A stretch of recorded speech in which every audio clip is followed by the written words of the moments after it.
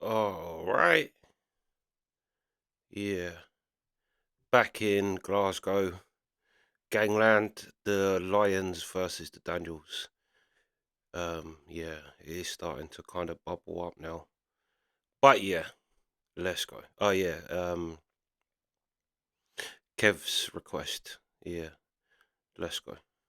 Within hours, the Lyons family HQ is smashed up and set on fire.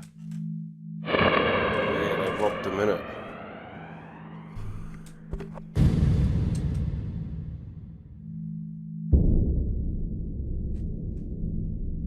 Jamie thinks he's put the Lyons in their place.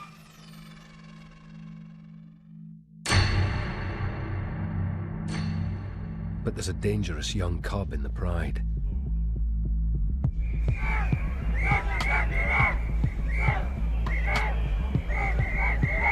2003.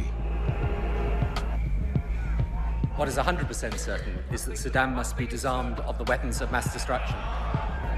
As Britain goes to war in Iraq,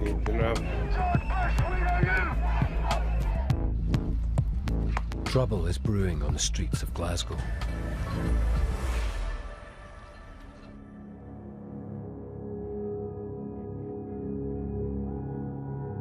"24-year-old Stephen Lyons has taken over as family boss from his father, Eddie. He's an intelligent individual. He's built up worldwide contacts. I have respect for the way he went about his business, in that he was difficult to catch. He was very organised. Though Stephen Lyons has never been convicted for drug offences, police suspect he wants to expand the Lyons family business, now making him a rival to the Daniels' £16 million a year empire. The intelligence started to increase that was coming in, which suggested that the Daniel team had become jealous of the money that was being made by the Lyons. Jamie Daniel feels his place as top gangster is being challenged. The Lyons are about to learn a lesson in respect.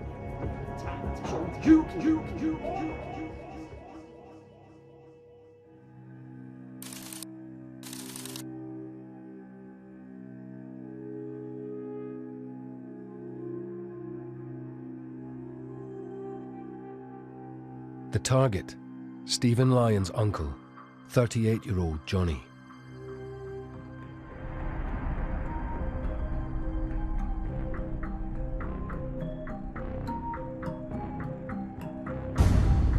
Almost miraculously, Johnny Lyons moved his head at an opportune moment, and the shot missed. The second shot was fired into his backside, where he had a wallet with approximately £800 in cash in it, and that took almost the full brunt of the shot. The gunman ran off into the car, and Johnny Lyons lay thinking he'd been murdered, but then realised, I haven't actually been shot yet.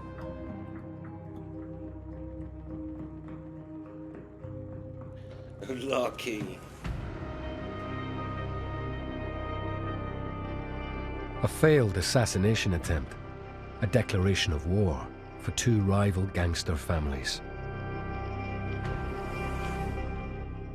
There's a huge amount of bad blood for all that this began as a drugs dispute, a territorial dispute. It's become extremely personal.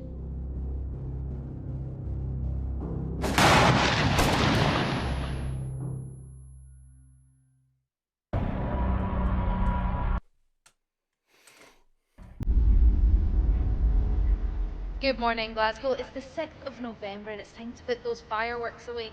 It's going to be a bit This morning's satellite picture shows plenty of cloud feeding across the region. A nippy day when the temperature reached 12 degrees and it probably felt a lot colder.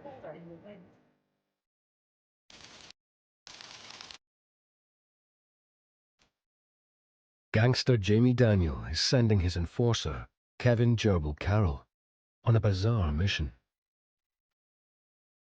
His target, the dead child of rival Eddie Lyons. On his birthday, each year the family would gather at his grave. This particular year, they arrived to find The gravestone had been damaged. There were tyre marks around it. The actual stonework had been toppled and broken. The rumour has it that Carol and his friends were going to take it JC. I know, right, that they're criminals. Everything they do is bad and that. But that's low. I thought it was going to be a case of they plotted up, knowing they're going to turn up at this thing, get them all in one plot and just wipe a lot of them out. Right. Not that you go and smash up some little baby's grave. Like, that's a piece of shit move. I mean, I know, like, they're gangsters and, do you know what I mean? But, yeah, that's naughty. Up there and dig that poor little boy's body up. This is a kid, primary school kid, who had nothing to do with any criminality whatsoever. For all that there had been tit-for-tat violence ebbing and flowing for many years, this was what really cranked it up and made it hugely personal. This was a declaration of war.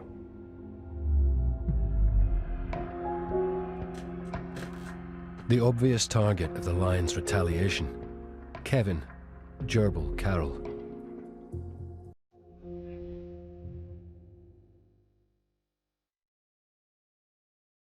No fuck. I don't care a fuck.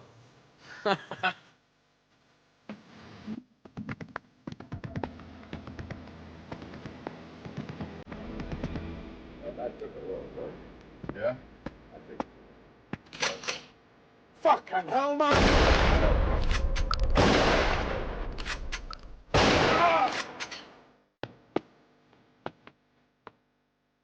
He managed to get out of the vehicle, bleeding heavily, crawled to a nearby door, and the woman who answered the door was a trained nurse who was able to administer immediate aid to him. And I'm told her actions were instrumental in saving his life that night. No, it was a quiet suburban street in Glasgow and residents. These have got to be the luckiest or unluckiest as well on the other side of things, criminals ever. The first one fires a shot at mate's head and just by chance he happens to move out of the way of a bullet like some Neo shit. Then he gets shot in the arse and he's got a big wad of money in his pocket that, do you know what I mean, takes the bullet. He gets shot point blank range with a shotgun. Happens to knock on the door of a nurse, right?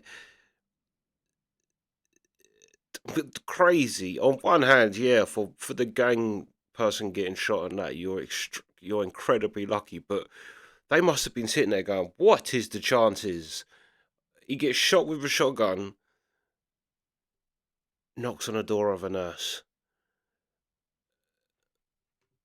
Were about to get ready for bed when gunfire destroyed the peace and calm. As officers continue to scour the area for evidence, both men remain unconscious in a Glasgow hospital. One of them critical, the other stable. I think possibly Kevin Carroll's own intellect let him down, as did his own ego. I think he got to the point where he thought he was indestructible and he brought the rivals down on him. I went to doorstepping and he was a bit growly. It was a two-word response. There was no actual threats, but it was clear he wasn't happy I was there. He said, I'll be a wee bit hurted, but I'll be all right, but that's not for the paper, big man. See you later. I wouldn't like to be on the wrong side of him. There are fears tonight that a feud between That's rival what they're gangs like in in Glasgow is escalating out of control.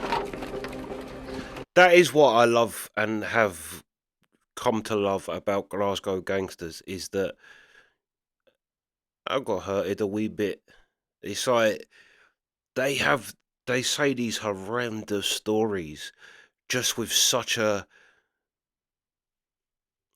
such a frivolous way, like as if you're just telling someone that you pop down the shops and yeah.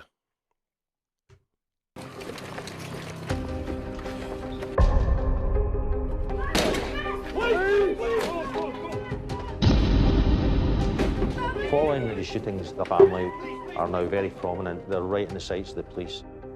We're paying a lot of attention to them.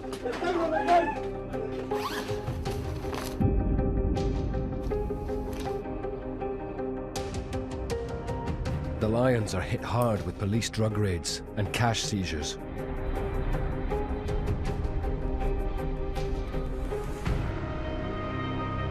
I wonder if that Daniel... The Daniel family is also put under police scrutiny. Jamie Daniel would have been on the police's radar throughout his life, and he was very surveillance aware. There were examples I know of where he and his business premises were placed under electronic surveillance, and he would spot this and mock it. The Daniel family, and in particular Jamie Daniel, were spoken about in police circles as someone who was particularly hard to catch. He had the reputation of being one step or two steps ahead of the police all the time and pretty much untouchable. Evading police attention, the Daniels amass an arsenal of weapons stolen from a British Army barracks. It's pretty gangster. Gerbil is getting ready to go to war. Kevin Carroll carried out what by then was a kind of well-established routine that he did before carrying out a shooting.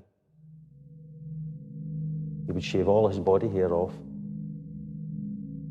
He would shave his head hair as close as he could get it. And he would then carry out the shooting. This was to avoid leaving his DNA anywhere.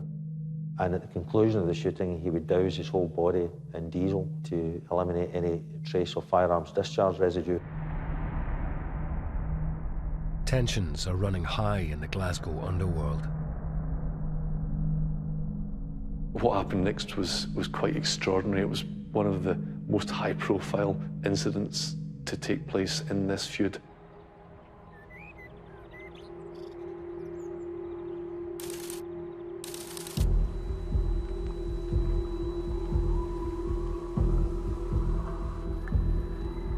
Lyons family boss Stephen is holding a meeting at his uncle's garage.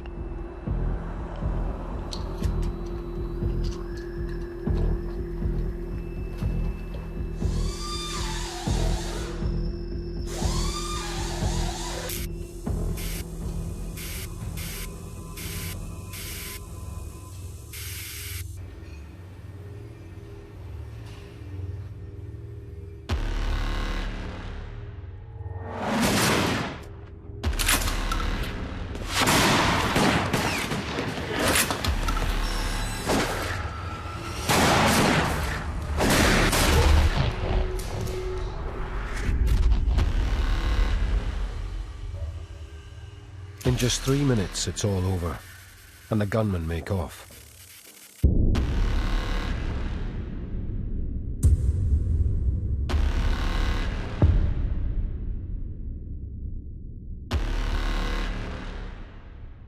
It was like a scene from a gangster movie, after two masked gunmen shot a man dead and wounded two others.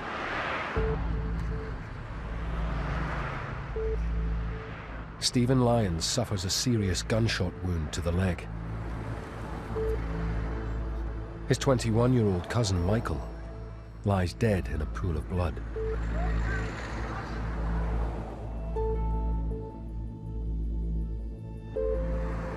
The intention was to take out the head of the Lyons family during the shooting. There's no doubt in my mind that Stephen Lyons was the intended murder victim. Michael Lyons was unfortunate that he's received a fatal shot. One of the first journalists on the scene is Stephen Wilkie. You walk up and say, what's happened? Well, Lyons have all been shot up. What do you mean they've been shot up? Oh, two guys have walked in and just opened fire on them. This was kind of a bit spectacular for guys wearing masks to drive into a business and just start shooting up anything that moved.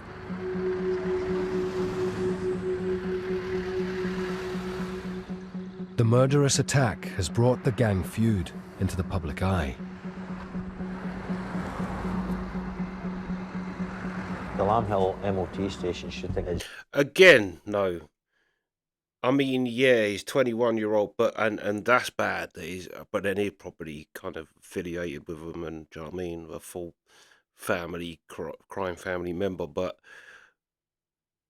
think of being the other gang. You go in there. So far, it seems to be the most successful attempt. You actually do end up shooting this one. Give him a severe injury, but like, you must think, yeah, we went in there just to blasted everyone away. And then the one person that survives happens to be the boss of the other family. It's like, again, that is like, they must sit there and read the paper and go, he's fucking alive. Like, Hugely significant in this feud because of the level of police investigation. There's a lot of political pressure over that daytime shooting. It's a business. Everyone in the city's talking about it. Every newspaper's printing the names of those who are involved. Yet it was perceived that the police were doing nothing. Lyons family bosses Eddie Sr. and Stephen have operated for years from their club HQ.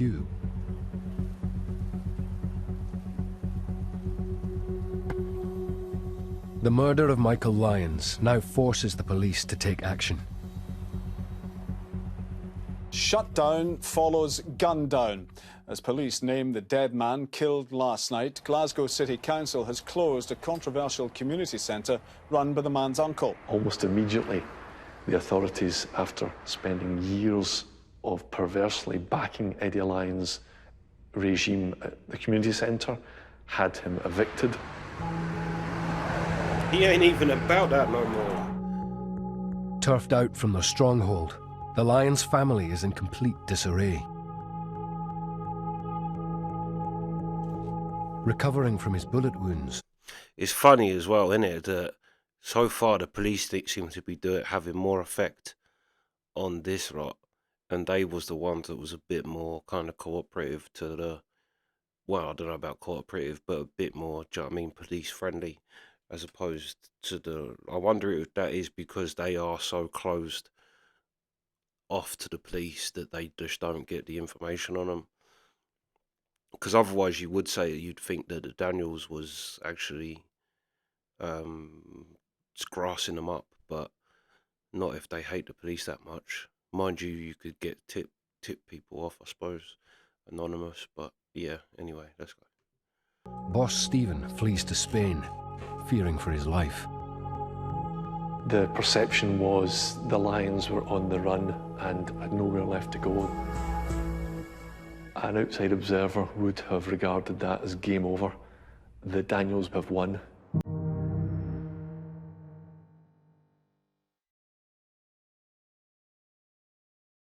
Time passes, but gangland grudges never die. The Lyons are regrouping, and their burning hatred for the Daniel family enforcer still rages. The Lyons group knew if they didn't kill Kevin Carroll, he was going to kill them. And that's what it got to at that point. And it was desperation.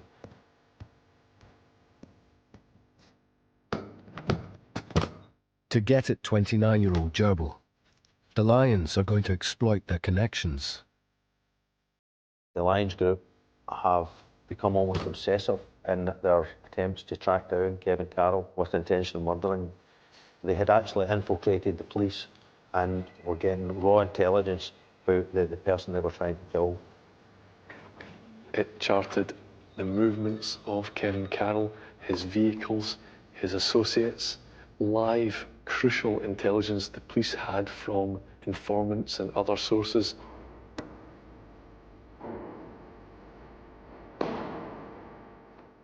The Lyons inside man soon passes on some information, direct from the Scottish intelligence database. Oh shit. Kevin Carroll, is it Kevin Carroll? He's gonna, yeah, seems like he's gonna get one. Hold on 2 seconds. Yeah, well, yeah, let's see what miraculous thing saves this guy's life. Or maybe it doesn't. Let's go. This stolen intelligence was game-changing. After nearly a decade of feuding, Jamie Daniels' empire is about to take its biggest hit yet. This was an opportunity for the Lyons to deal with Kevin Carroll once and for all.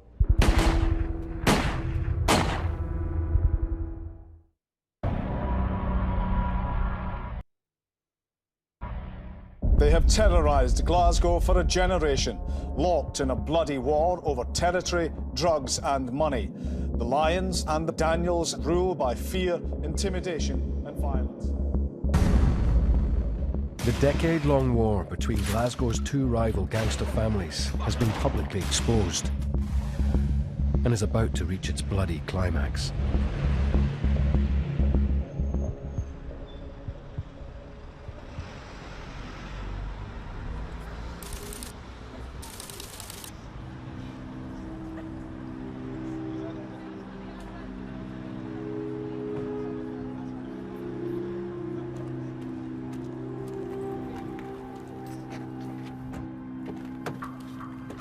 Daniel family henchman Kevin Carroll is getting into the back seat of his car following a meeting with a drug dealer.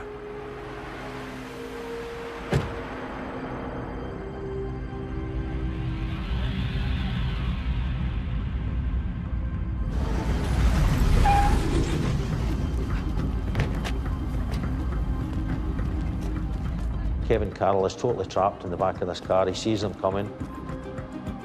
He picks up the manual for the car and holds it over his face.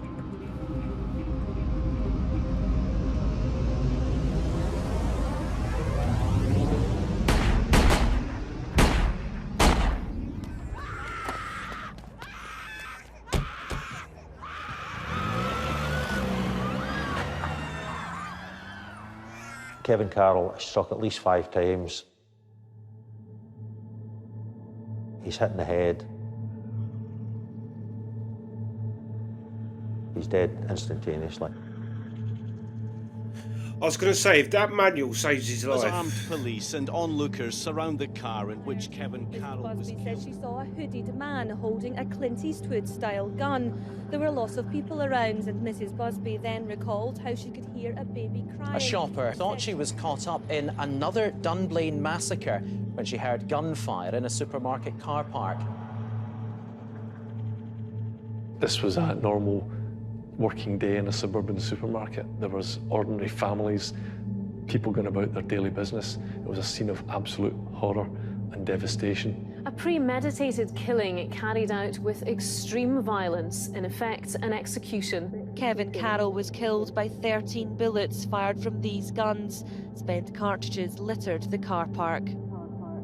You think you've seen it all in the police, but to see a murder of that nature get carried out in broad daylight in such a public arena, even I was shocked at that.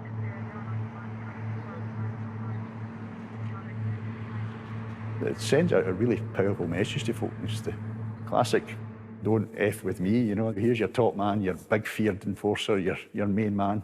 Well, look at him now. The funeral of a Glasgow gangland figure who was shot dead in a supermarket car park has been held 4 months after his death. As his partner, together with family and friends, paid their respects, Celine Dion's My Heart Will Go On was played.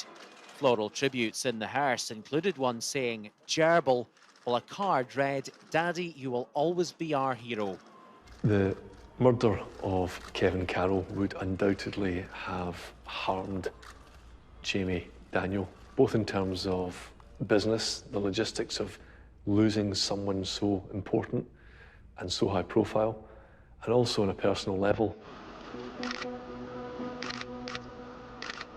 Jamie Daniel has not only lost his invaluable lieutenant, he soon realizes that open warfare is killing the family business.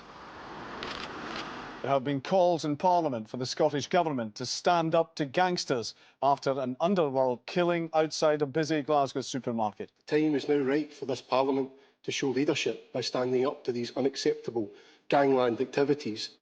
Nobody can get business done when that happens. You can't move your half kilo of brown powder across the city to somebody else to chop into tenner bags and punt for you, because there's cops everywhere. Every known associate of yours is going to be stopped. The police, there's going to be police surveillance units everywhere, police helicopter up, plainclothes cops and motorbikes. Everywhere you move, there's going to be cops, and they're going to disrupt your business. The criminal empire Jamie Daniel has built for the past 25 years is now under serious threat.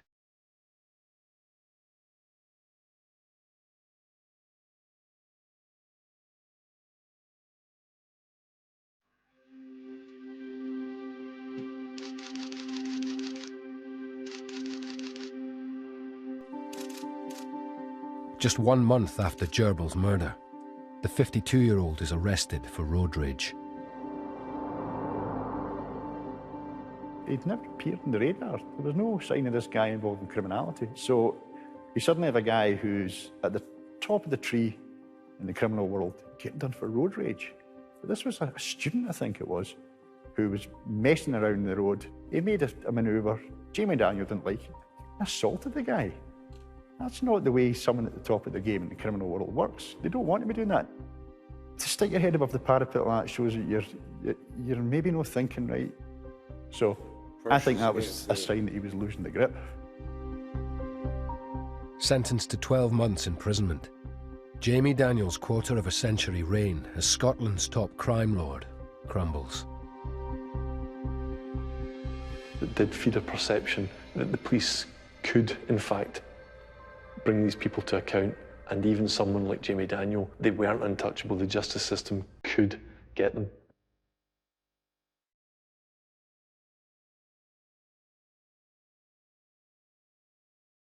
Now banged up, Jamie Daniel is diagnosed with cancer. He dies aged 58.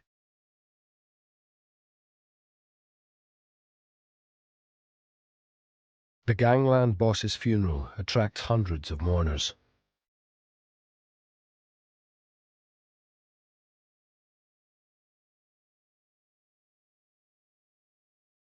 Even in death, Jamie Daniel remains a mystery.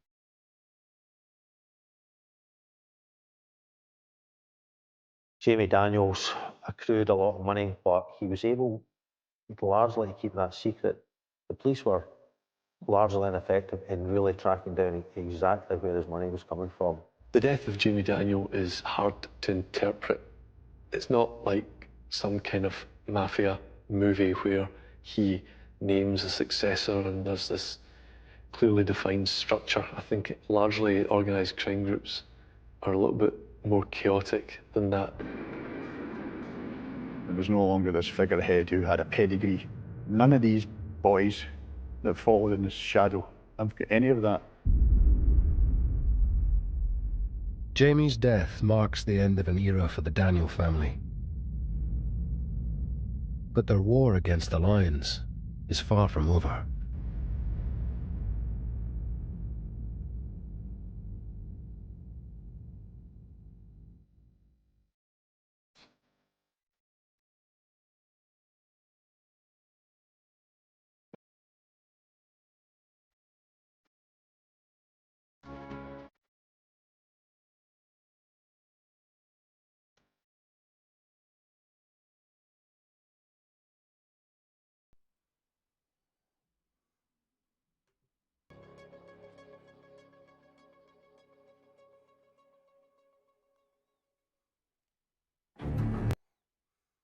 Yeah, if there's a follow-up, Kev, I need it.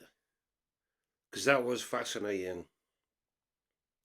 And kind of mad that after all that, he got cancer and died, like. But yeah, I would have thought that Stephen Lyons was going to reign, but then he's fled. So there has to be a hell of a lot more to this story than just this. Well, I suppose, like he said, the battle with the Lions isn't over. But yeah, that is crazy. It's a great documentary, though. Fascinating. Yeah, fascinating. He managed to stay completely under the radar for so long until someone pops up. Yeah. But it did seem like towards the end, the pressure that was getting to him to be someone who, do you know what I mean, is making millions and the police can't pin him down to it, to then get nicked for road rage is crazy. Yeah, and that does show you that something was going on in his head. But it could be the cancer thing, to be fair. It could be like, because that does have a change on people before, like, as if the body somehow knows there's something invading it and becomes hostile. Could be something to do with that, but yeah, yeah, mad. But yeah, if there's a carry on to this, I need to watch that because this was a great doc. But yeah, that's the reaction. Sweet.